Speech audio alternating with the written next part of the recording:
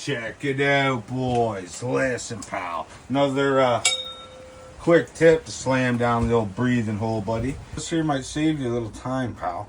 Time is money, buddy. So we all want to save it. Your Van Mark brakes, I got the 5/8 hem. Tapco 3/4 inch. Don't know, I'm a Van Mark guy, pal. So I don't even need to measure this front edge. For a piece with a double hem, if I come here and I measure this back, slam and mark there at 1.25 inches, boys. Now when I pop this in, I can pop it in, line up my front edge there.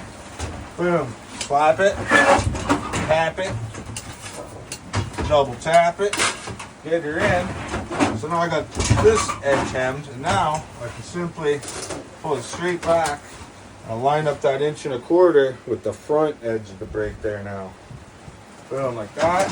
Slam her in, and now, boom, I can pop, one swing.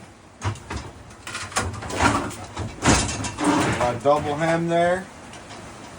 Saves me playing around a little bit. Only got to swing that once, so now that it's swung, I'm actually set up for carrying on with my bends. So I can line that up.